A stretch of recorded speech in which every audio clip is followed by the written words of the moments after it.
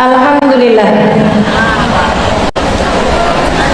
Sama-sama kita hormati, kita sayangi Ibu Ketua BKMT dan GoOW, Ibu Susi, Ibu Ketua DPRD, Ibu Irawani dan jajarannya, juga seluruh undangan dari organisasi wanita di pesisir selatan. Kita doakan semua yang telah terlibat dalam acara ini, semoga semuanya dipanjangkan umurnya, disehatkan badannya, dimudahkan urusannya, dikabulkan hajatnya, semakin dicinta Allah SWT dan Rasulnya. Terutama yang telah mengundang saya kemari, yaitu perkumpulan sahabat Halimah Lidrus Sumbar. Kita doakan semoga semuanya selalu dalam lindungan dan bimbingan Allah SWT. Tentu juga semua yang hadir di majelis ini, baik ibu-ibu, kakak-kakak, adik-adik, anak-anak, yang semoga semuanya dirahmati Allah, disayang Allah, disyafaati Rasulullah, kelak di akhirat jadi calon-calon penghuni surganya insyaallah. Amin ya rabbal alamin. Kenalilah dirimu wahai wanita, tema kita pada hari ini. Kamu harus tahu bahwa sebelum Allah Subhanahu wa taala mengutus Nabi besar Muhammad sallallahu alaihi wasallam, kita nih kaum perempuan gak dianggapnya kayak setengah barang. Perempuan itu kalaupun lahir dibiarkan hidup hanya sebagai pemuas nafsu kaum laki-laki belaka, yang kalau masuk usia nikah itu dipakaikan bendera di atas rumah, laki-laki ngantri. Malam ini dengan Bapak Fulan, besok malamnya lagi dengan Bapak Palkan, besok malamnya lagi dengan yang lain lagi, sampai datang menstruasi atau hamil. Nanti kalau udah melahirkan tinggal dilihat anaknya milik bapak yang mana untuk dinasabkan dengannya. Ibu-ibu saudara sekalian, itu kalau dibiarkan hidup-hidup. Selebihnya banyak di antara mereka seperti yang kita baca di dalam Al-Qur'an, a'udzubillahi minasyaitonirrajim. Idza busyira bil unsa dhalla wajhuhu muswaddan wa huwa kadhib. Apabila diberi kabar gembira bahwa istrinya sudah melahirkan seorang anak perempuan, wajahnya menjadi memerah bahkan menghitam karena marah. Yatawara minal qaum min su'i ma busyira bih, ngumpet-ngumpet dari kaumnya. Jangan sampai ada temannya yang tahu kalau dia punya anak perempuan. Karena malu yang luar biasa, mereka pun kemudian menguburkan anak perempuan mereka hidup-hidup. Sampai bahkan ada yang kalau melahirkan istrinya itu langsung dibuatkan lubang, dilihat anaknya laki atau perempuan. Kalau laki-laki, putuskan tali pusarnya, diselamatkan. Kalau lahir perempuan, putuskan tali pusarnya, dikuburkan saat itu juga, bahkan sebelum sang ibu, sang bapak sempat melihat anaknya rupanya seperti apa. Kayak begitu perempuan. Kita ini alhamdulillah tidak hidup di zaman yang seperti itu. Alhamdulillah Islam sudah memuliakan kita. Alhamdulillah meninggikan derajat kita kaum perempuan. Alhamdulillah, Islam menjadikan lelaki atau perempuan jika mendekat kepada Allah Subhanahu wa taala, Allah berkenan untuk menerimanya. Islam tidak membedakan gender. Lelakikah kamu, perempuankah kamu? Surga terbuka lebar bagi siapapun yang mau menuju ke arahnya, sebagaimana neraka juga terbuka lebar bagi laki-laki maupun perempuan yang menuju ke arah sana. Jadi pilihannya ada pada diri sendiri, mau menuju kepada jalan surga atau mau menuju na'udzubillah kepada jalan neraka.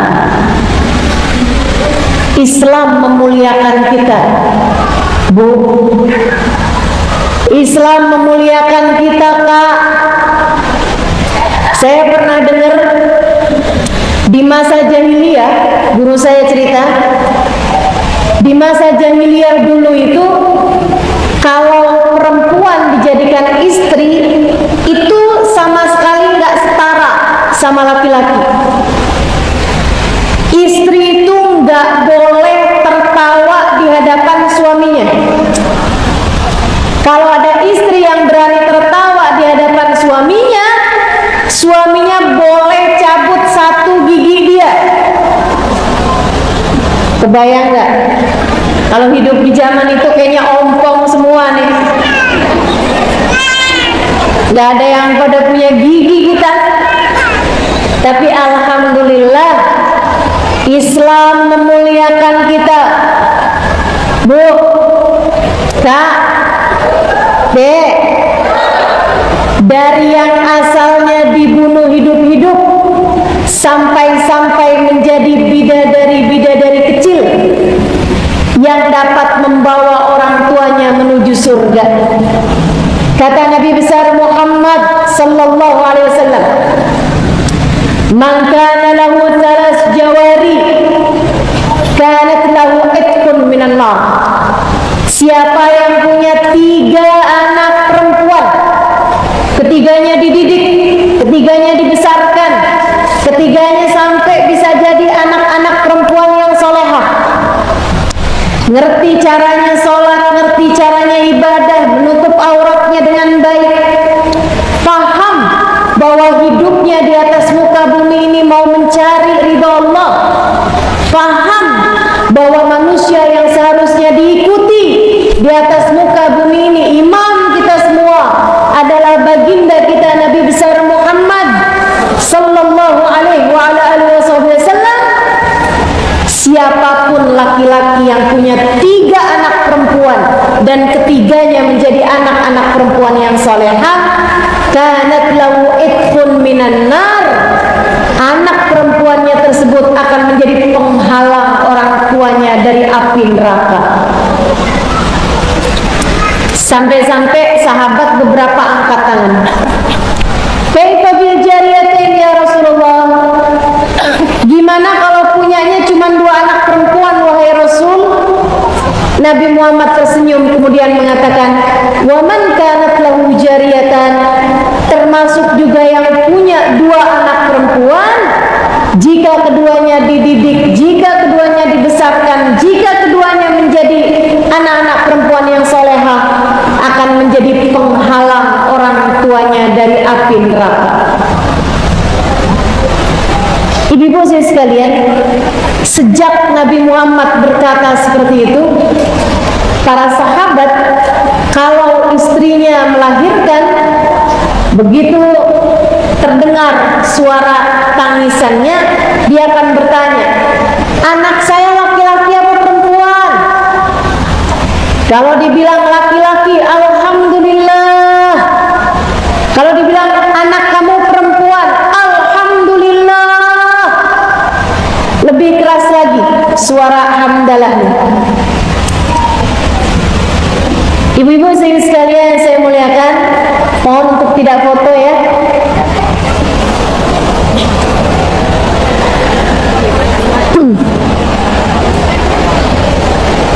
Sekali lagi saya sampaikan, mungkin ada yang baru datang, saya di luar berniqab, tapi saya sekarang di sini saya ingin bertatap muka dengan orang Painan. Saya ingin pandang wajah-wajah saudari-saudari saya, umat Nabi Muhammad, calon-calon penghuni surga insya Allah. Karena saya ingin memandang, saya juga ingin dipandang. Karenanya saya lepas niqab saya. Saya juga berharap semua yang berniqab boleh buka niqabnya, biar kita bisa saling tatap muka, bukan tutup muka. Sekali lagi saya sampaikan, untuk nggak foto nggak video ya. Setuju? Baik, saya lanjutkan lagi. Itu sekalian saya muliakan, dari yang dikuburkan hidup-hidup malah menjadi bidadari yang akan bisa menarik tangan orang tua masuk ke dalam surga, mencegah orang tuanya dari api neraka. Kamu harus paham, kenali dirimu, kamu adalah bidadari-bidadari bagi orang tuamu. Kamu, jika benar hidupmu, kamu akan menggandeng orang tuamu menuju surga Allah Subhanahu wa ta'ala. Islam menempatkanmu di posisi yang semacam ini, wahai umat Nabi Muhammad yang perempuan.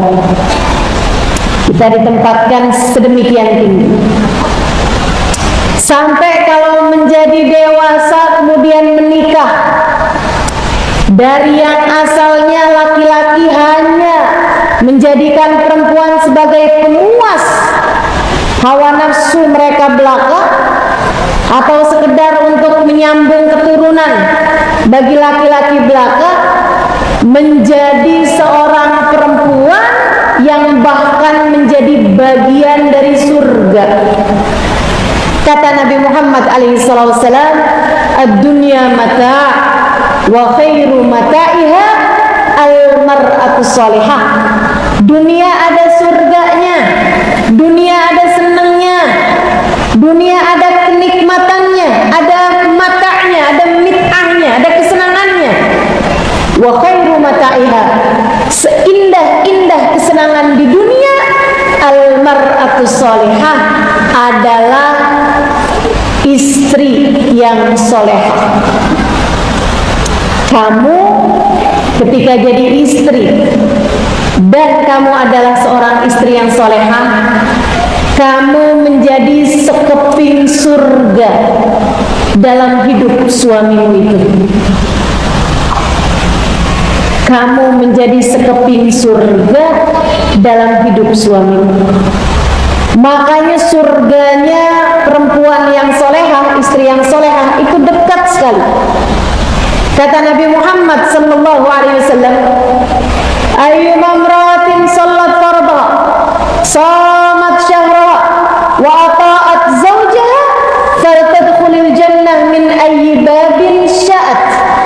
Apabila ada seorang perempuan sholatnya bagus, subuh, duhur, asar, maghrib, isya, nggak pernah tinggal sholat, hubungan antara Allah terjaga dengan baik, shamat syahraha, dia berpuasa di bulan Ramadan dengan puasa yang baik, yang dia hutang selama Ramadan karena berhalangan, karena datangan haid atau menstruasi atau nifas misalnya, dia mengqadha di hari-hari yang lain, dia bagus puasanya. Wa ata'at zaujaha, andai pun dia tidak punya amal soleh yang lain, andai pun seorang perempuan dia sholatnya bagus, puasanya bagus, dia tinggalkan yang haram, dia tutup auratnya dengan baik, dan dia nggak punya amal soleh yang lain, nggak punya banyak sedekah, nggak punya puasa sunnah, nggak punya tahajud, nggak baca zikir misal, tapi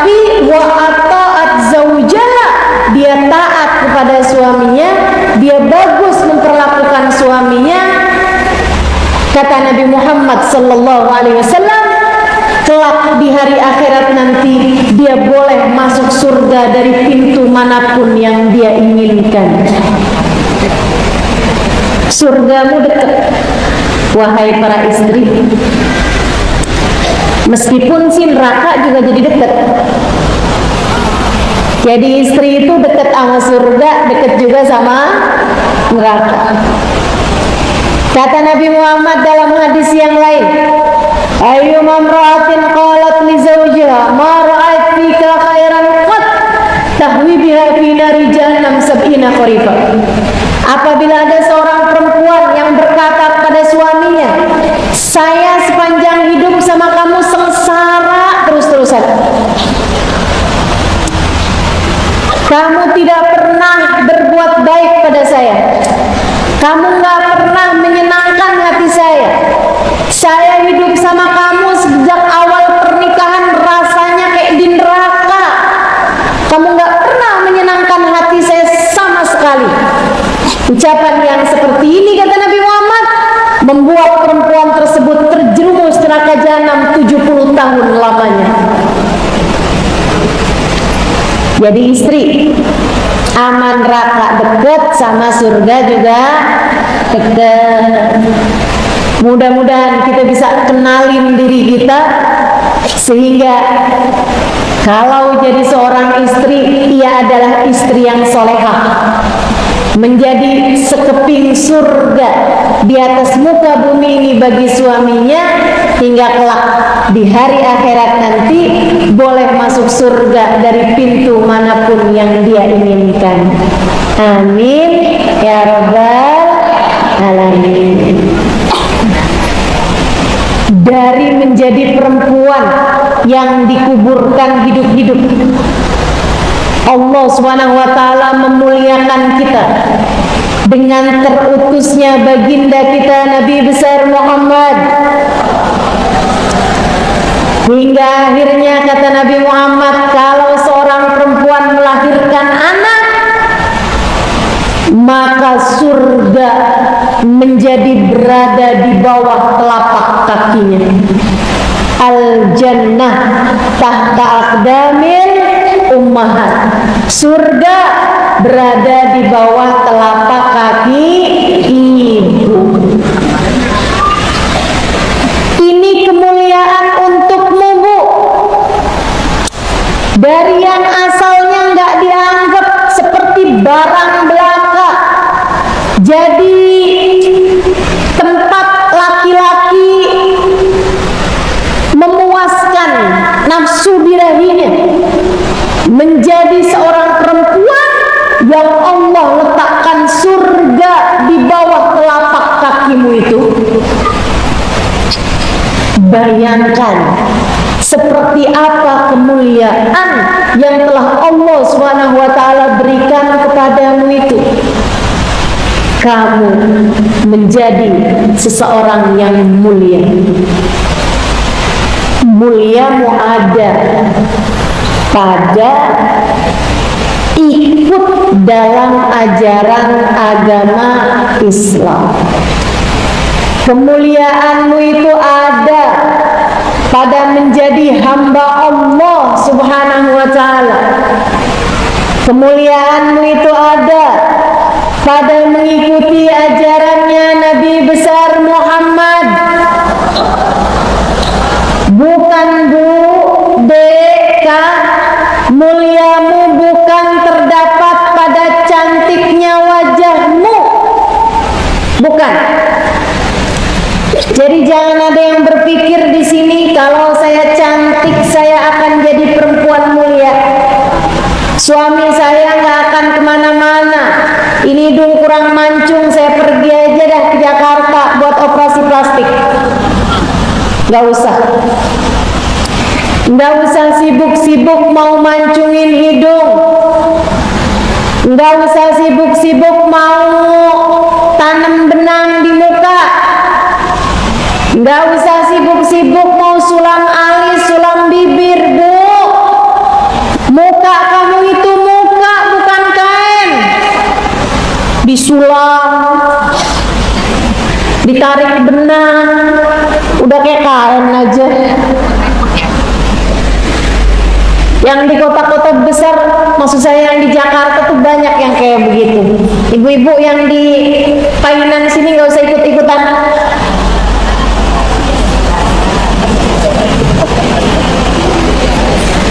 Kelihatannya nggak ada operasi yang ini. Asli ya Bu ya. Tenang, muliamu bukan dari sana Bu. Muliamu bukan dari sana. Betul, kamu harus merawat wajahmu, merawat anggota tubuhmu sebagai bagian dari mensyukuri nikmatnya Allah Subhanahu wa taala. Fama bi ni'mati rabbika fahadits. Terhadap nikmatnya Allah Subhanahu wa taala, kamu harus ceritakan, kamu harus jaga, kamu harus rawat kenikmatan tersebut. Akan tetapi bukan artinya kemudian kamu pikir kalau saya cantik, saya mulia, sehingga kamu kemudian mengejar sesuatu yang sifatnya fana semacam itu. Enggak begitu caranya. Bukan. Muliamu bukan pada mancungnya hidungmu, muliamu bukan pada mulusnya kulitmu, muliamu bukan pada wajah cantikmu itu. Bukan. Kemuliaanmu ada pada mengikuti ajaran agama Allah. Kemuliaanmu ada pada mengikuti ajarannya Nabi Muhammad. Kita mulia kalau dimuliakan sama Allah. Kita mulia kalau dekat sama Nabi Muhammad sallallahu alaihi wa ala alihi wasallam. Ibu, muliamu bukan ada pada kekayaan.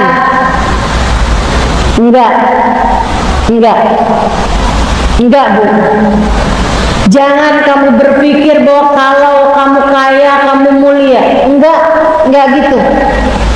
Itu pemikiran yang sudah dibantah langsung oleh Allah Subhanahu wa taala. Kata Allah dalam Al-Qur'an, "Wa amal insanu idza mabtalahu rabbuhu fa akramahu wa na'amahu wa yaqulu rabbi akraman. Wa amma idza mabtalahu fa qadara 'alaihi rizqahu fa yaqulu rabbi ahanan." Kalla. Kata Allah Subhanahu wa taala, orang nih, manusia nih, kalau dikasih kekayaan, dikasih ujian berupa kekayaan, dia akan bilang, Tuhan telah memuliakan saya. Dan kalau dia diberi ujian berupa sempitnya rezeki, dia akan bilang, Tuhan telah menghinakan saya. Allah sudah menghinakan saya. Hidup saya jadi hidup yang hina. Kala, kata Allah, enggak begitu. Enggak begitu. Hidupmu enggak jadi mulia dengan banyaknya harta yang kamu punya, pun tidak menjadi hina karena sedikitnya harta yang kamu punya. Enggak. Saya sampaikan kepadamu, tidak. Bukan hanya mulia, bahkan bahagia pun tidak. Senang pun enggak. Saya banyak berjumpa dengan orang-orang yang hartanya banyak.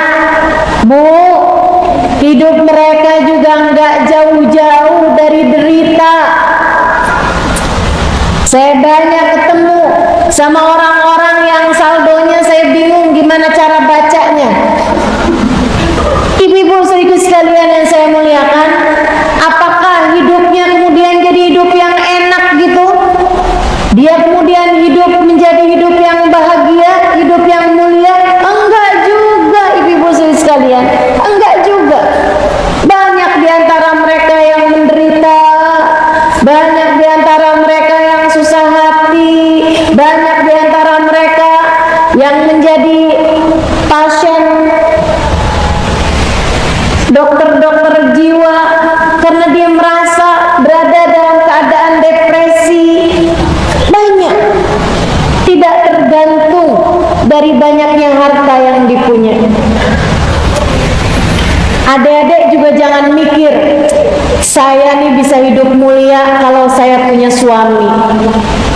Selagi saya jomblo, saya akan selalu jadi Jones, jomblo ngenes. Enggak deh, enggak.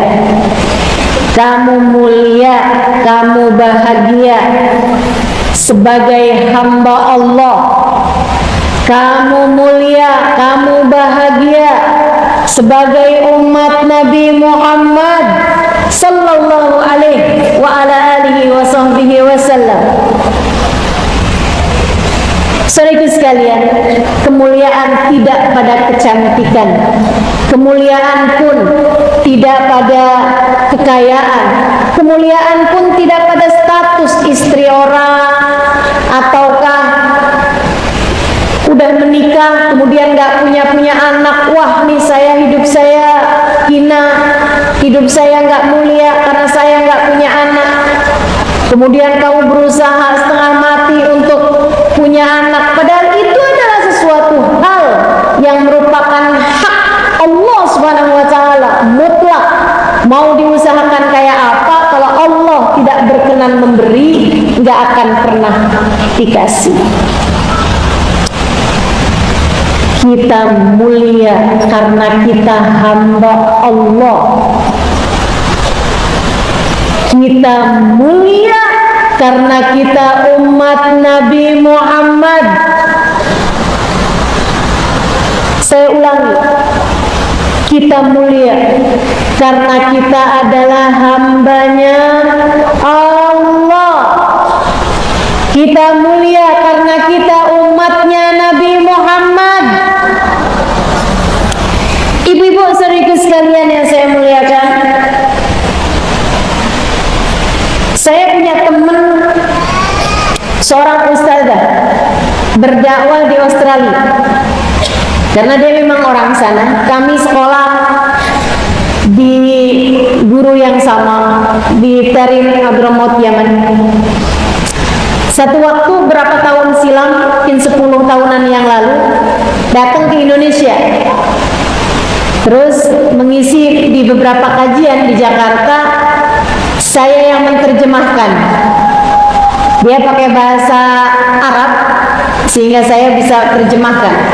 Aslinya dari negeri Arab, tapi kemudian tinggal dan berdakwah di Australia. Dia bercerita, dia bilang tambah banyak orang-orang di Sydney, beliau tinggal di Sydney, yang memutuskan diri untuk masuk Islam. Kalau yang laki-laki ditalkin sama ustadz, yang perempuan ditalkin kalimat syahadat oleh ustazah, dan beliau itu yang pegang satu masjid yang besar di Sydney. Kalau ada orang-orang masuk Islam, maka masuk Islamnya ditalkinkan atau diimlakan sama beliau itu. Beliau bilang, saya seringkali tertarik dengan apa yang membuat mereka masuk dalam agama Islam. Mereka banyak belajar dari saya, tapi saya pun juga banyak belajar dari mereka. Saya kaget ketika saya dengar ustazah ini bilang saya banyak belajar dari para mu'allaf ini. Beliau kemudian cerita, saya itu belajar menghargai Islam dari mereka, orang-orang mu'allaf ini. Dia bilang ada seorang perempuan, anak gadis, umur 20-an, masuk Islam hari Jumat. Saya mentalkin dia Islam hari Jumat. Malamnya, malam Sabtu, dia telepon saya, karena memang saya bagi nomor telepon. Waktu itu masih zaman telepon rumah tuh. Saya kasih sama dia nomor telepon rumah saya. Saya bilang, kalau ada apa-apa tentang Islam yang ingin kamu tanyakan, silahkan kamu telepon saya. Dia bilang, baik ustazah. Malam harinya betul-betul dia telepon saya. Dia bilang, Ustazah, saya mau tanya, apa pakaian yang Allah mau saya pakai? Apa pakaian yang Allah inginkan untuk saya pakai?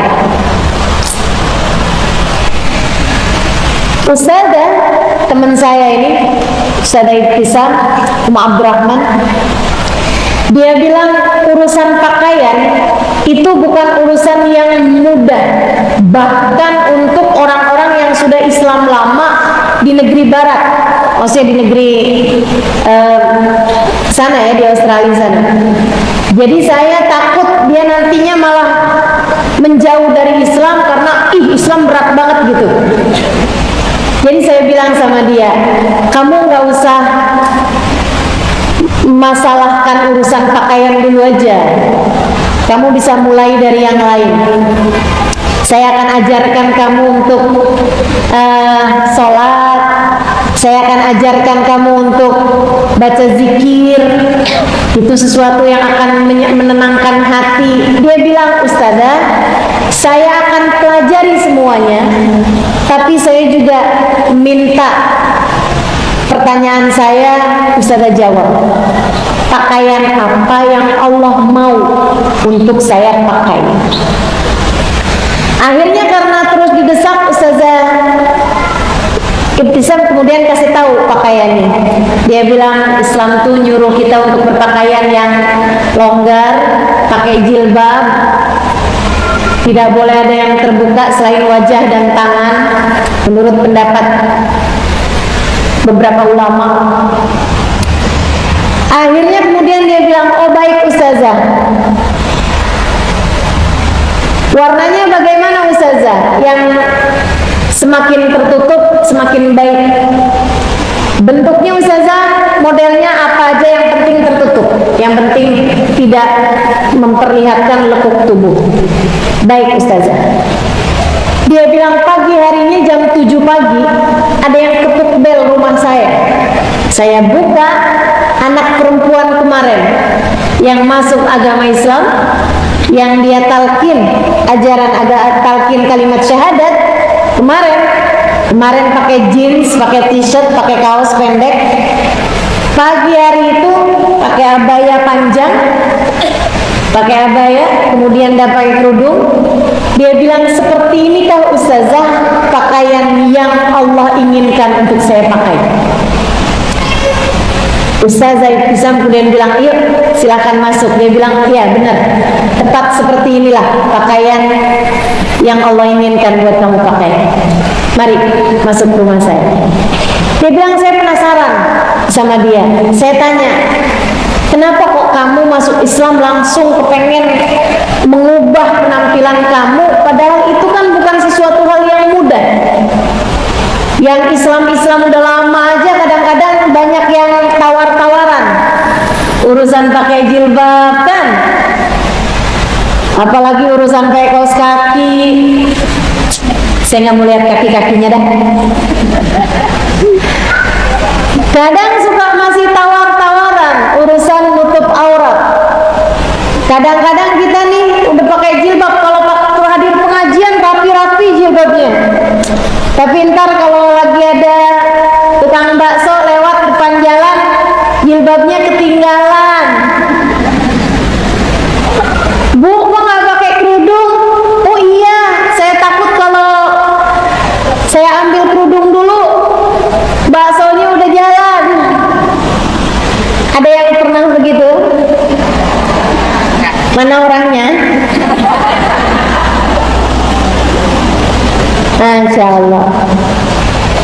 Jadi Ustazah tanya, Ustazah Ibtisam teman saya ini nanya, apa yang membuat kamu ingin segera menutup aurat di hari pertama kamu baru masuk Islam? Padahal untuk orang Islam saja terkadang hal yang semacam ini masih berat, apalagi buat kamu yang baru masuk dalam agama Islam. Dan dia bilang, Ustazah mungkin tidak pernah merasakan sempitnya hati, hampanya hati ketika kita tidak kenal siapa Tuhan kita. Saya puluh tahun dari kecil lah ya, sampai dia saat itu saya hidup di atas muka bumi, tapi saya nggak tahu Tuhan saya siapa. Saya makan rezeki, tapi saya nggak tahu siapa yang memberikannya kepada saya. Saya bernafas dengan paru-paru, tapi saya nggak tahu siapa yang memberikan paru-paru kepada saya, siapa yang menghembuskan nafas untuk saya, siapa yang memberikan oksigen kepada saya. Saya tinggal di atas muka bumi dan saya tidak tahu siapa yang menciptakan bumi ini. Sampai kemudian hidayah itu datang, seolah-olah dia menyapa saya. Rasanya seperti anak yang berpuluh tahun tidak diakui oleh orang tuanya. Sekarang orang tuanya berkenan untuk mengakui sebagai anaknya. Ustazah, jangankan sekedar pakaian, andai dia memerintahkan yang lebih berat lagi, saya akan melaksanakannya. Karena saya takut kalau saya tidak melaksanakannya, saya takut hidayah iman ini dicabut kembali olehnya. Saya takut jika sampai dia kemudian tidak mengakui lagi saya sebagai hamba-Nya. Jangankan sekedar pakaian, Ustazah, dia mau suruh apa aja, saya akan mengerjakannya. Karena saya senang banget sekarang saya hidup di atas muka bumi ini, sementara Tuhan yang menciptakan semesta berkenan mengakui saya sebagai hamba-Nya. Disitulah letak kemuliaanmu, Bu. Disitulah letak kemuliaanmu, Dek. Kenalilah dirimu. Kamu adalah hamba Allah. Silahkan berkaca. Jangan sekarang. Pandangi wajahmu, dirimu itu di kaca. Terus kamu bilang, hidung saya dari Allah, mata saya dari Allah, tangan kaki saya dari Allah. Yang menghidupkan seluruh anggota tubuh kita ini adalah Allah. Bu, Ibu suka mikir nggak? Saya nih orangnya suka mikir. Saya lihat-liatin di atas kepala ini kan rambut, di atasnya mata juga rambut, bahkan di mata juga ada rambut, di hidung juga nih dalamnya ada rambut. Tapi Bu, kalau rambut kita gundulin, habis itu tumbuh panjang bisa sampai ke kaki. Tapi kalau alis Ibu gundulin, dia akan tumbuh segitu aja, Bu. Bulu hidung juga gitu, bulu mata juga gitu. Kalau cabut dia tumbuh lagi, tumbuhnya segitu aja. Gak ada tuh di antara kita yang bulu matanya tumbuh sampai panjang-panjang, sampai harus dipotong setiap berapa hari gitu. Bulu hidung kalau Ibu biarin, gak akan, Bu, sampai dia jatuh-jatuh ke bawah mulut gitu. Gak ada. Menurutmu siapa yang memerintahkan kepada mereka? Bulu hidung udah segitu aja ya,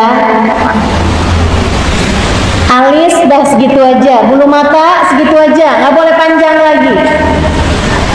Siapa yang menjadikan alam semesta ini berputar?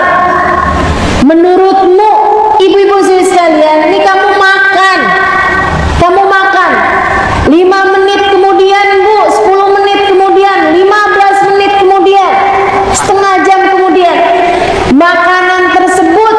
masuk berupa makanan, kemudian kamu telan di dalam situ, langsung tuh vitaminnya diserap, proteinnya diserap, semua yang baik-baik diserap, kemudian sampah-sampahnya dikeluarkan, vitamin-vitaminnya langsung naik ke mata, bikin matanya jadi terang, masuk ke kulit, bikin kulitnya jadi lembab, masuk ke akal, akalnya jadi lebih bisa jalan, ke anggota tubuh semuanya. Siapa menurutmu yang melakukannya? Ibu-ibu saudara sekalian saya muliakan, semuanya dari Allah Subhanahu wa taala. Kamu nggak ikut-ikut, kamu nggak ikut-ikut ngatur isinya perut kamu itu, kamu nggak ngerti, nggak ikut-ikutan ngatur anggota tubuh kamu tersebut itu. Ibu-ibu sekalian, 4 tahun yang lalu bumi ini dibuat berhenti hanya karena satu penyakit yang namanya COVID. Bu, saya rasa semuanya ngerasain ketika banyak di antara mereka hanya gara-gara Allah SWT utuskan penyakit yang sangat kecil sekali, yang nggak bisa kelihatan, virus yang sangat kecil sekali, nggak kelihatan kecuali dengan mikroskop yang sudah dibesarkan sampai dengan 1000 kali lipat baru kelihatan. Ibu-ibu sekalian, sampai bikin orang kehabisan nafas. Ketika nafas mereka habis, Bu, beli oksigen. Ibu-ibu sekalian yang saya muliakan, betapa mahalnya oksigen yang selama ini kita hirup. Dari mana datangnya? Allah Subhanahu wa ta'ala kasih kepada kita. Anggota tubuh kita ini dikasih sama Allah Subhanahu wa ta'ala. Ibu-ibu saudaraku sekalian yang saya muliakan, kita dikasih sama Allah anggota tubuh kita. Dan alhamdulillah Allah berkenan mengakui kita sebagai hamba-Nya. Sesudah Allah ciptakan kita lengkap dengan seluruh anggota tubuh kita, Allah meminta kita, bahkan menganjurkan kepada kita untuk terus-terusan menyebut-nyebut namanya. Ada banyak orang-orang di atas muka bumi ini Allah ciptakan lebih cantik darimu, Allah ciptakan lebih kaya darimu, Allah ciptakan lebih baik, lebih lembut darimu, suaranya lebih bagus, kulitnya lebih bagus, segalanya lebih bagus Allah kasih. Tapi Allah tidak memberikan kepada mereka iman. Allah tidak berkenan untuk mengakui mereka sebagai hamba-Nya, sehingga hamba tersebut pun tidak mengakui Allah sebagai Tuhannya. Ia hidup di atas muka bumi, makan, tidur, kawin, tapi nggak tahu siapa yang telah menciptakan dia selama ini. Ibu-ibu saudara sekalian, tidakkah kehidupan yang seperti itu hampir mirip saja dengan kehidupannya binatang? Binatang juga makan kayak kita makan. Binatang juga minum seperti kita minum. Binatang kalau makan mulu tapi nggak minum juga, apa tuh namanya?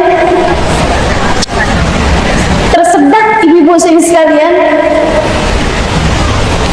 Binatang juga tidur sama kayak kita tidur.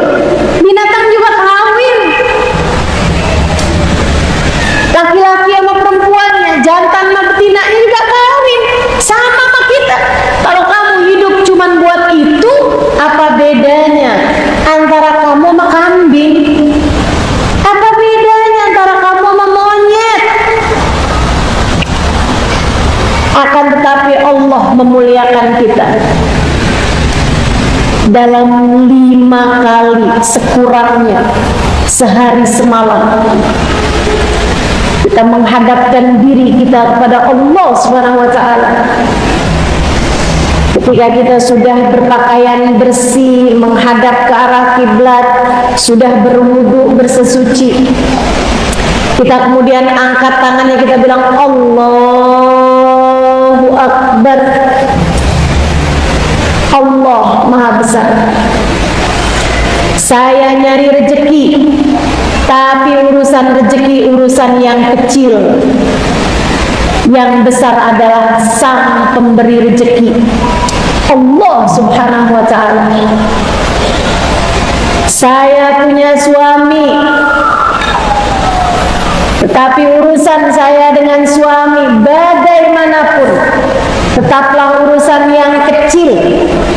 Sebab suami saya hamba, saya pun juga hamba, dan kami berdua berada dalam kendali pemilik kami berdua, Allahu Akbar. Suami saya kecil, yang besar adalah pencipta suami saya, Allahu Akbar.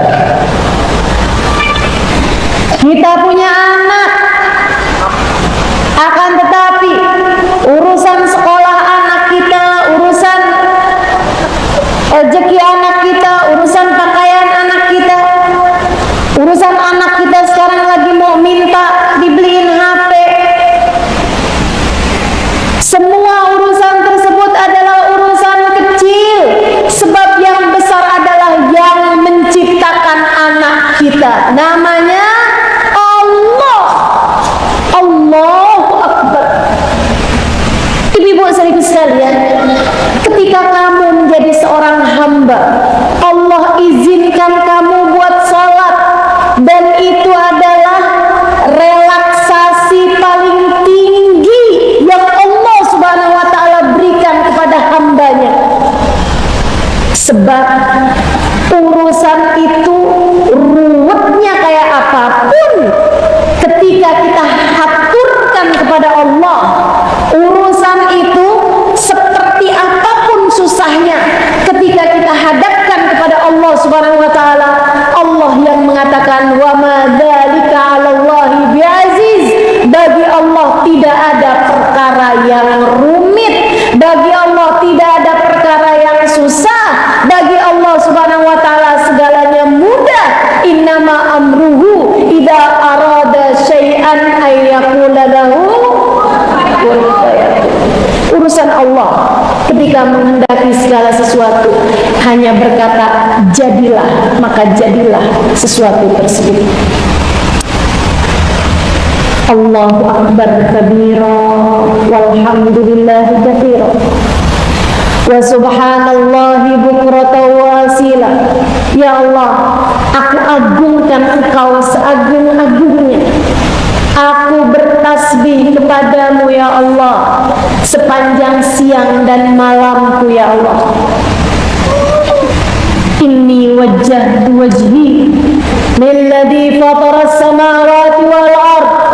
Ya Allah, aku hadapkan diriku yang hina, yang kecil, yang tidak berdaya, yang miskin, yang bodoh, yang tidak paham apapun, lilladzi fataras samawati wal ard, kepada Engkau ya Allah yang menciptakan langit dan bumi.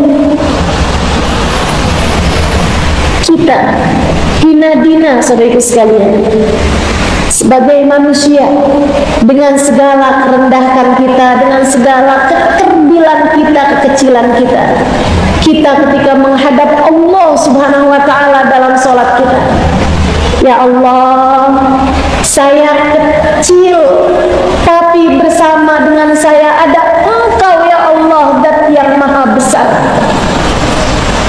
Karenanya saya tidak takut apapun. Ya Allah, saya miskin, tapi bersama dengan saya dan Engkau ya Allah, Zat yang maha kaya. Karenanya saya tidak takut terhadap apapun. Ya Allah, saya bodoh, saya tidak mengerti, akan tetapi bersama dengan saya ada Engkau ya Allah, Zat yang mengetahui segalanya. Karenanya saya tidak takut apapun. Inni wajjahtu wajhi lilladzi fataras samawati wal ard. Saya hadapkan diri saya, ya Allah, yang kecil, yang hina dina ini kepada Engkau, Zat yang menciptakan langit dan bumi. Hanifah, ya Allah, saya menginginkan kebaikan darimu. Muslimah, saya tunduk patuh terhadap perintahmu, ya Allah. Wa ma ana minal musyrikin, saya tidak pernah ragu-ragu kepadamu. Inna salati wa nusuki wa mahyaya wa mamati lillahi rabbil alamin la syarika lahu wa bidzalika umirtu wa ana minal muslimin. Ya Allah, salat saya ini bukan hanya salat aja, ya Allah, wa nusuki, seluruh ibadah saya, bahkan bukan hanya ibadah aja, ya Allah, mahyaya, hidup saya makan, saya bangun tidur, saya pakai baju, saya mandi, saya masak, saya bersih-bersih, saya rapi-rapi rumah, saya berjalan keluar rumah, saya mencari nafkah, saya mencari rezeki, saya bekerja, semuanya saya lakukan. Bahkan mati saya nanti pun, ya Allah, lillahi rabbil alamin, hanya untukmu, ya Allah. Aku hidup untukmu, aku mati untukmu, aku beribadah untukmu, aku hidup untukmu, la syarikalah, tidak untuk selainmu, ya Allah. Saya hidup bukan cuman mau nyari makan, saya hidup bukan cuman mau berpakaian, saya hidup bukan cuman mau nyenengin orang, enggak. Saya hidup untukmu, ya Allah, untuk mencari keridhaanmu, ya Allah. Wa bidzalika umirtu, bukankah untuk itu aku diperintahkan. Wa ana minal muslimin, sebab saya adalah orang yang selalu menyerahkan diri, sebab saya adalah orang Islam. Alangkah indahnya menjadi umat Islam, alangkah indahnya menjadi hamba Allah Subhanahu wa ta'ala. Alangkah mulianya dirimu ketika menghadapkan dirimu kepada Allah Subhanahu wa ta'ala. Bu, saya banyak ketemu orang-orang di atas muka bumi ini. Saya pergi kemana-mana, namun saya kasih tahu padamu, orang yang hidupnya paling bahagia adalah orang-orang yang hidup sebagai hamba Allah Subhanahu wa ta'ala.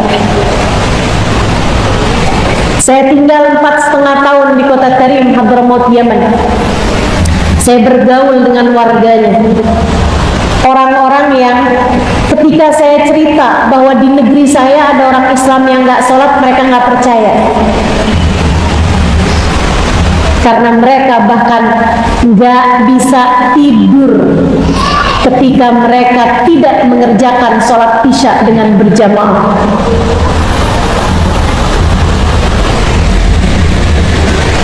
Ketika saya cerita sama mereka, ada orang-orang di negeri saya orang Islam tapi nggak sholat, mereka bilang, "Sa'tidzan bihim ya Halimah, kamu suudzon Halimah.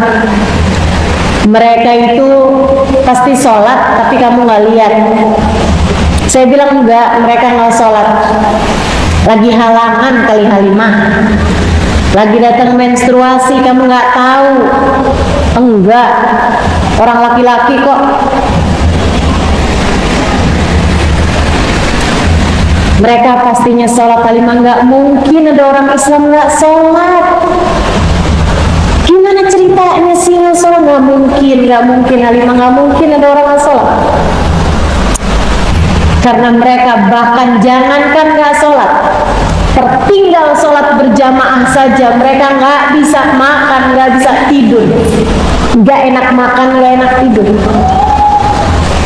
Sedikit sekalian saya muliakan, mereka orang-orang paling bahagia yang saya kenal di atas muka bumi ini. hidupnya seneng, hidupnya bahagia. Ada satu perempuan namanya Hubabah Nur binti Alwi. Beberapa tahun lalu meninggal dunia. Itu beliau tinggal seorang diri. Rumahnya di atas. Jadi bawahnya tuh kayak disewakan gitu. Jadi beliau masuk rumah tuh naik ke atas. Beliau tinggal sendirian. Badan beliau bungkuk. Kayaknya kena sakit apa gitu mungkin, sampai beliau jadi bungkuk. Beliau kalau naik ke atas rumahnya itu seperti merangkak gitu. Kalau lihat keadaannya, kayaknya sih sebab-sebab kebahagiaan tuh kayak nggak ada gitu dalam diri beliau. Dikasih kesehatan, nggak sehat-sehat amat juga. Dikasih suami yang sayang, nggak ada, hidupnya sebatang kara. Punya anak-anak yang ngurusin, enggak juga, beliau nggak ada anak. So itu sekalian saya muliakan, kayaknya tuh kayak sebab-sebab hidup bahagia tuh kayak nggak ada gitu dalam diri beliau. Harta beliau ya sekedar buat makan, sekedar buat berpakaian gitu aja. Tapi tahukah kamu, saya berjumpa sama beliau berbelas kali, kalau malah berpuluh kali. Beliau sering hadir di majelis-majelis kami. Saya walaupun jadi santri, tapi guru saya suka mengadakan kajian di luar rumah, di luar pesantren, dan kami selalu hadir majelis-majelisnya. Yang beliau, Hubabah Nur binti Alwi ini, selalu hadir di majelis tersebut. Berpuluh kali saya memandang wajahnya, sampai dengan sekarang saya nggak tahu raut mukanya kalau lagi nggak senyum. Karena selalu saja wajahnya diiringi dengan senyuman. Mereka orang-orang yang paling bahagia hidupnya di atas muka bumi ini. Bisa jadi nggak punya sebab-sebab kesenangan duniawi, akan tetapi camkan ucapan saya, hati kalau sudah terisi dengan Allah dan Rasulnya akan menjadi hati yang mulia, yang membuat pemiliknya berada di dalam surga bahkan semasa hidup mereka di atas muka bumi. Baru di dunia sudah serasa hidup di dalam surga. Sebab mereka selalu merasa bahwa mereka adalah hamba Allah Subhanahu wa ta'ala. Saya tuliskan beberapa kisah tentang mereka itu di dalam buku saya, Bidadari Bumi. Ada Bidadari Bumi 1, ada Bidadari Bumi 2. Saya tuliskan buku itu sengaja buat mengenalkan kepadamu, wahai perempuan-perempuan, hingga kamu punya panutan, punya teladan, biar kita bisa tambah kenal sama diri kita sendiri sebagai seorang perempuan yang kita adalah hamba Allah Subhanahu wa ta'ala, Jalla Jalaluhu wa ta'ala abamatu. Ibu-ibu saudara sekalian saya muliakan, saya ceritakan ada namanya Hubabah Khadijah, salah satu dari yang saya ceritakan di dalam buku itu juga. Hubabah Khadijah binti Syekh Abu Bakar ibn Salim. Bu, saya kunjung kepada beliau, datang ke rumah beliau untuk minta didoakan, gitu ya. Waktu saya datang kepada beliau itu, ada orang yang lagi, oke, saya akan selesaikan jam 3:20. Karena azannya jam 3:27. Saya sudah diberitahu. Boleh saya lanjutkan? Sedikit sekalian saya muliakan, waktu itu ada seseorang yang sedang ada di hadapannya Hubabah, lagi minta didoakan juga gitu. Hubabah ini perempuan tua, itu dipanggilnya di sana Hubabah gitu. Beliau kemudian nanya gitu sama orang-orang yang ada di depan saya nih, kalian datang dari mana? Disebutkan nama kampungnya. Oh, saya punya teman dari Kalian kenal nggak namanya Salma misalnya gitu ya, Salma binti ini al ini gitu, kasih tahu sama dia. Orang itu kemudian bilang, oh iya kami kenal Baba, gimana kabarnya? Maaf Baba, beliau sudah meninggal dunia. Dia ngasih taunya tuh kayak sedih gitu, maaf Baba, beliau udah meninggal dunia. Baba Khadijah ketika dengar dia sudah meninggal dunia, Baba Khadijah gini, wah sudah meninggal ya, senengnya. Saya sampai kaget banget.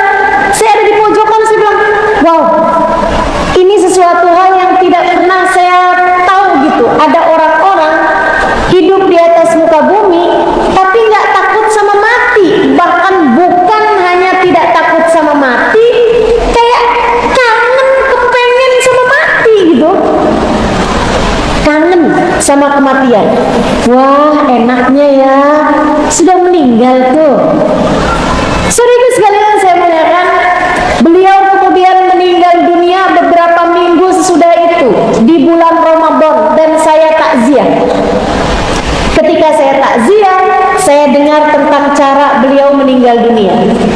Khadimahnya yang berkhidmah kepada beliau bercerita, itu khadimah tinggal sama beliau puluhan tahun, dari mulai masih muda sampai sekarang udah punya suami, udah punya anak besar-besar. Dia bilang, saya tadi malam nemenin Hubabah sholat maghrib. Ketika datang azan maghrib, nemenin buka puasa, kurma, air, habis itu sholat maghrib. Habis selesai sholat maghrib, beliau bilang, nak, nanti kalau datang waktu isya, cepetan naik ke sini ya.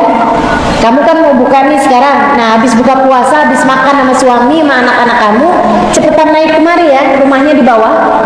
Dia bilang, karena saya malam ini mau sholat tarawih lebih awal, mau sholat witir lebih awal, karena saya mau pergi kondangan. Perempuan tersebut yang cerita sama saya, khadimahnya itu diturun sambil mikir, kondangan, siapa yang ngawinin bulan Ramadan seperti ini? Tapi dia siapin makan semuanya, habis selesai makan, dia cerita sama suaminya, tadi Baba minta saya buat cepet-cepetan kalau azan isya mendengar gitu. Begitu suara azan isya kedengar, kata suaminya, cepetan naik deh, udah biar ini saya yang rapiin, saya yang cuci piring dan seterusnya, kamu udah naik aja cepetan. Dia bilang, saya pun naik, Baba lagi mandi, keluar ke kamar mandi, udah pakai bajunya yang cantik, udah pakai baju yang beliau siapkan buat kalau dapet lebaran, dia mau pakai baju itu, kayak baju baru, wangi, udah sampoan, udah semuanya. Saya kemudian tanya, Baba memangnya mau kondangan, siapa yang kawinan? Babanya diem aja, karena dia mau mengerjakan sholat tahiyatul wudu. Nah, itu sebaiknya jangan berbicara dulu kalau kita habis wudu, kalau kita mau mengerjakan sholat sunnah wudu. Habis selesai sholat sunnah wudu, nanya lagi, Baba katanya mau kondangan, Baba kondangan kemana sih Baba? Babanya bilang, yuk saya mau cepet-cepetan nih sekarang, yuk kita buruan sholat isya. Sholat isya, habis selesai sholat isya, kemudian beliau sholat ba'diyah isya, sholat tasbih, habis itu kemudian beliau sholat tarawih 20 rakaat, habis itu beliau sholat witir 11 rakaat, habis itu beliau menghatamkan Al-Quran, karena beberapa hari beliau baca Quran, sudah hatam Qurannya, beliau baca tuh semuanya. Dia heran gitu, Wabah kenapa semuanya dikerjakan sekarang, enggak nanti-nantian aja dikerjakannya? Takut, kata Wabah, enggak, harus sekarang karena enggak akan keburu lagi. Habis sudah selesai semuanya, Wabah kemudian lepas mukenanya, terus beliau bilang, sekarang nih saya mau pergi kondangan, sekarang saya mau pergi kondangan, kayak seneng banget gitu. Beliau kemudian masuk ke dalam kamar, katanya khadimahnya, saya buka jendela, saya cari-cari barangkali ada mobil gitu yang siap menjemput beliau, ternyata nggak ada. Beliau masuk ke kamar, nggak keluar lagi, jadi diikutin sama khadimahnya. Dilihat Baba sedang berbaring di atas tempat tidurnya sambil senyum gitu. Sampai Baba katanya mau pergi kondangan, kok malah tiduran? Dia bilang, sekarang nih nak saya mau berangkat. Baba maksudnya siapa yang ngundang Baba? Baba mau pergi kondangan, siapa yang ngundang? Beliau kemudian menjawab, yang mengundang saya Allah. Saya sekarang sudah diundang sama Allah. Sekarang saya akan berangkat menuju Allah. Seneng banget gitu ceritanya. Sampai dia bilang, ketika Hubabah bilang seperti itu, saya baru paham bahwa yang dia maksudkan adalah mau meninggal dunia. Saya pegangin tangannya, kemudian saya bilang, Hubabah jangan pergi, nanti saya sama siapa? Hubabah jangan pergi. Hubabah Khadijah kemudian berkata, nak, saya sudah sangat merindukannya, saya sudah sangat menginginkannya. Jadi biarkan saya berangkat, saya akan menuju kepada Allah Subhanahu wa ta'ala. Allah telah memanggil diriku ini. Dia bilang dari enaknya meninggalnya Hubabah, saya sampai bilang, kalau gitu saya ikut juga Hubabah, saya mau juga deh, sekarang juga deh. Hubabah Khadijah berkata pada saya, likullin nas lahu awan, semua orang ada waktunya masing-masing. Nah, baru datang waktu saya, belum datang waktumu sekarang. Tolong sampaikan salam kepada semua yang nanti akan datang ke rumah ini. Sampaikan salam maaf saya untuk mereka, dan katakan kepada mereka, jika mereka punya salah kepada saya sudah memaafkan mereka semuanya. Beliau kemudian memandang ke atas sambil tersenyum, kemudian berkata, la ilaha illallah Muhammad Rasulullah, kemudian menghembuskan nafasnya yang terakhir dan meninggal dunia. Hamba Allah meninggalnya aja semulia itu, Bu. Hamba Allah meninggalnya aja seindah itu. Seindah itu. Orang kalau hidup sebagai hamba Allah, nggak ada apapun yang bisa menghinakan dia, bahkan kematian sekalipun hanya akan semakin memuliakan dia, hanya akan semakin memuliakan dia. Dia hidup mulia sebagai hamba Allah, mati dalam keadaan mulia sebagai hamba Allah, dikubur hidup dalam keadaan mulia sebagai hamba Allah, di mahsyar dibangkitkan dalam keadaan mulia sebagai hamba Allah, amalnya ditimbang sebagai hamba yang mulia di sisi Allah, melewati jembatan Sirat dia akan melintasinya secepat kilat, sebab dia adalah hamba Allah Subhanahu wa ta'ala, Jalla Jalaluhu wa ta'ala azamatuh. Kamu Allah Subhanahu wa ta'ala telah memperkenankan iman Islam ada di dalam hatimu, dan itu seharusnya adalah penyebab kemuliaanmu. Bu, kenalilah lagi dirimu itu, gali lagi iman Islam di dalam hatimu itu, ingatkan terus kepada dirimu, wahai diri, kita adalah hamba Allah. Wahai diri, kita adalah hamba Allah. Wahai diri, pastikan Allah ridha kepada kita. Tinggalkan dosa-dosa, Bu. Dia hanya akan membuatmu jauh dari Allah Subhanahu wa ta'ala. Perbuatan dosa menghalangkanmu dari ridha Allah. Karenanya dekati Allah, dekati dengan amal solehmu, tinggalkan dosa-dosa yang selama ini kamu lakukan, dekati Allah. Itulah yang akan membuat hidupmu menjadi hidup yang mulia. Dan cara yang paling dekat untuk mendekatkanmu kepada Allah adalah dengan mendekati kekasih Allah, namanya Sayyiduna Muhammad, namanya Nabi Agung Muhammad, namanya Nabi besar Muhammad. Kamu pengen jadi hamba yang mulia di sisi Allah, dekati, kenali Nabi Muhammad sallallahu alaihi wasallam, cintai Nabi Muhammad sallallahu alaihi wasallam. Itu yang akan membuat hidupmu menjadi hidup yang mulia. Saudariku sekalian yang saya muliakan, semoga Allah Subhanahu wa ta'ala memuliakan kita. Semoga Allah menghidupkan kita dalam keadaan yang mulia. Semoga Allah Subhanahu wa taala menjadikan kita kenal kepada diri kita dan tahu di mana letak kemuliaan kita. Semoga sesudah saat ini tak ada siapapun di antara kita yang meninggalkan sholat. Kita pun akan mulai belajar untuk bangun di waktu malam mengerjakan tahajud kita.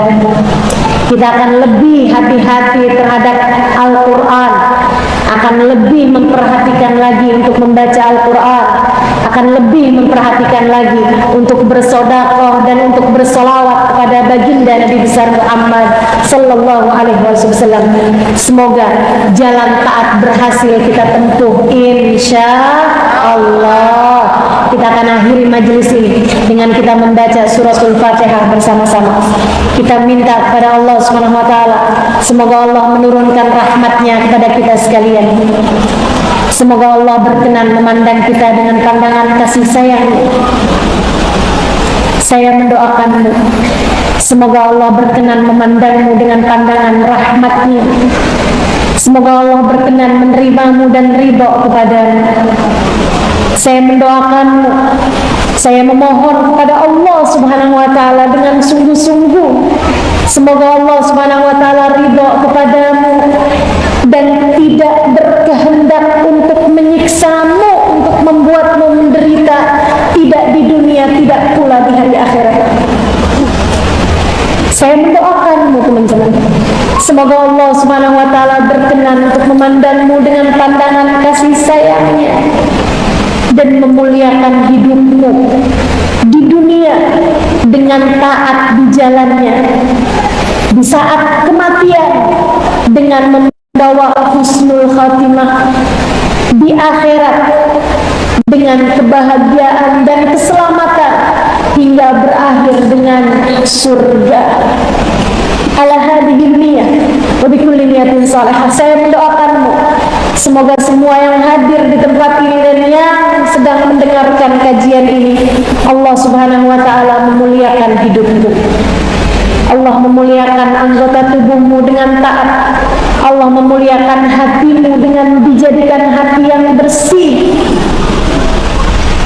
Dipenuhi hatimu dengan keimanan, keyakinan kepadanya, keridhaan terhadap ketetapan-ketetapannya, rasa syukur atas nikmat-nikmat yang datang darinya. Dan semoga semuanya jadi hamba Allah yang salehah, yang jadi istri yang salehah, yang jadi ibu yang salehah, yang jadi anak, orang tuanya merasakan bakti dirinya kepada orang tuanya. Ala hadhihi niyyah wa bi kulli niyatin salihah jami'ah syamilah ila hadratin Nabi Muhammad sallallahu alaihi wa ala alihi wasallam. Al-Fatihah.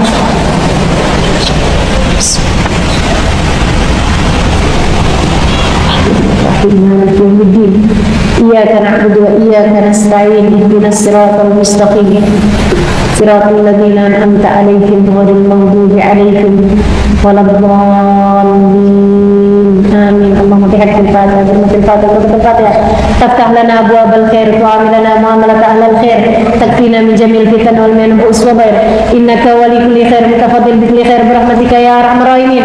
اللهم اجعل جمعنا هذا جمعا مرحوما وتفرقنا من بعده تفرقا معصوما ولا تجعل اللهم لنا ولا فينا ولا معنا شقيا ولا مطرودا ولا محروما. Ya Allah, sembuhkanlah yang sedang sakit, mudahkanlah yang sedang sulit, lapangkanlah yang sedang sempit, hiburlah bagi hati yang sedang sedih. Ya Allah, hidupkanlah kami dalam keadaan mulia hingga nanti apabila datang ajal menjemput kami, matikanlah kami pula dalam keadaan mulia. Apabila datang ajal menjemput kami, jadikanlah kalimat terakhir yang keluar dari lisan kami adalah kalimat la ilaha illallah, la ilaha illallah, la ilaha illallah, Muhammadur Rasulullah sallallahu alaihi wasallam. Dengan kalimat tersebut kami hidup, matikanlah pula kami dengan kalimat tersebut. Ya Allah, di dalam kubur, di mahsyar, di hari hisab, sampai saat kami melewati jembatan sirat, jadikanlah kami dapat membawa kalimat syahadat ya Allah, hingga kalimat tersebut dapat menjadi pintu pembuka surga, kunci pembuka pintu surga bagi diri-diri kami, sesuai dengan ucapan